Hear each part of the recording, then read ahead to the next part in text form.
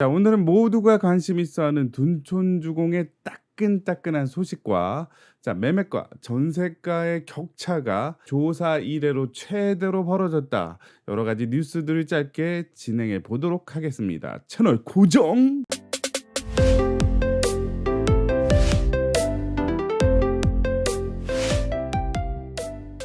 자, 일단 첫 번째 뉴스는 둔촌주공 사업비 숨통 텄다. PF로 빌린 돈 7,500억 정도가 있었는데 만기가 1월 19일이었다. 자, 요거를 어떻게 갚을 것이냐? 일단은 계약을 7월 3일부터 17일까지 진행을 하니까 요 계약금으로 충당을 하자라는 얘기가 나왔는데, 하지만 계약이 안 되면 어떡할까요? 7,500억 원을 상환을 하기 위해선 계약률이 대략적으로 77%를 넘어야 되는데, 엄청나게 노심초사하고 있을 때 괜찮아. 자, 누가 도와줬다? 주택도시보증공사가 대출 보증으로 준공까지 사업비 압박으로부터 벗어날 수 있게 되었다. 허그죠. 허그가 둔촌주공을 정말 허그해버렸습니다. 자, 안아줬죠. 자, 그래서 허그의 보증으로 국내 5곳에서 돈을 빌릴 수 있게 됐고요. 금리는 7.6%에서 7.7%. 자, 그래서 이렇게 된 이상 계약률이 얼마가 나오던 중요하지 않다.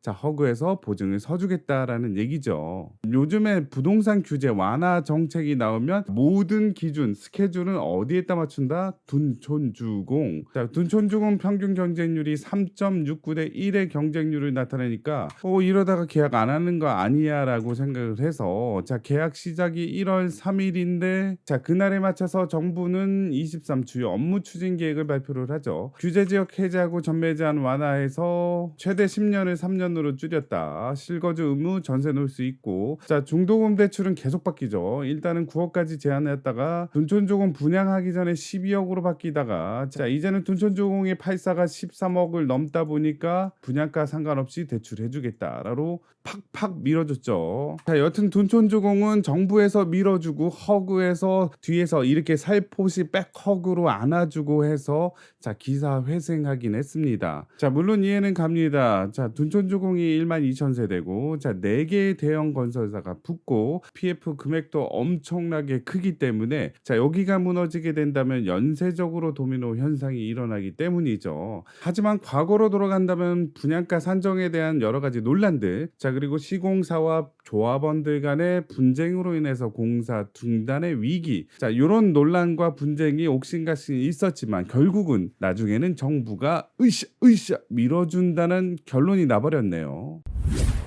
자, 여튼 다음으로 빨리 넘어가도록 하겠습니다. 추경호 기획재정부 장관이, 자, 외신 간담회를 가졌었죠. 그때 이렇게 규제를 풀어주는 것은, 자, 빚내서 집을 사라는 신호냐, 자, 이런 질문을 했을 때 답변은 반시장적 규제를 정상화하는 거지 내가 집 사라는 얘기 안 했다잉? 막 이런 느낌. 자, 대출을 원초적으로 봉쇄하는 것은 반시장적이고 재산권의 과도한 침해니까 대출 규제를 풀어주겠다. 우와, 그러면 엄청나게 대출 이제 팍팍 나오나요? 자, 하지만 금리가 높은데 어떻게 할까요? 자, 여튼 추경호 기획재정부 장관은, 자, 정부 정책이 의도한 바는 빚내서 집을 사라는 얘기는 아닙니다. 하지만 집을 안 사서 거래가 활성화 안 되면, 자, 세금이 덜 거치기 때문에 진짜 안 사면은 문제가 될 것이다.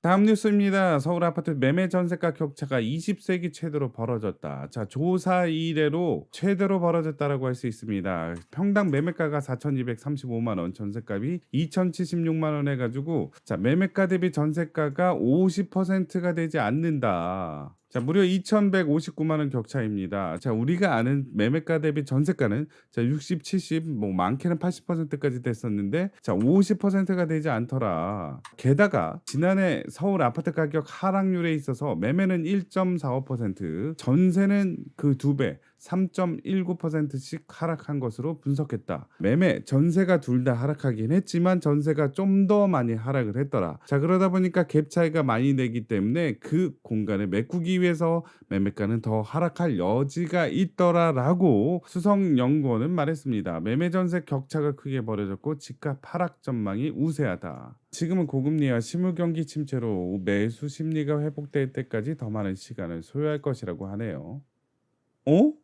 짜게 먹어도 오래 삽니다. 반전의 연구 결과. 자, 이게 뭘까요? 자, 짜게 먹어도 오래 산다 10년간 연구 결과의 반전. 짜게 먹으면 고혈압 많이 나온다고 하는데. 자, 여튼 여기 학술지에 발표를 했답니다. 자, 한번 봤습니다. 대충 요런 내용이 나와 있더라. 오, 오. 자, 영어죠. 자, 결론적으로 봤을 때 자, 나트륨의 경우 심혈관계 사망률과 관련이 없었답니다. 자, 하지만 칼륨을 충분히 섭취하면 자, 사망률을 낮추는 것으로 드러났다고 하네요. 짜라짜라짜짜 먹어도 된다. 일단 연구를 좀 더 지켜봐야 될 것 같습니다. 자, 다음 뉴스입니다. 특례 보금자리론이 30일 날 출시를 합니다.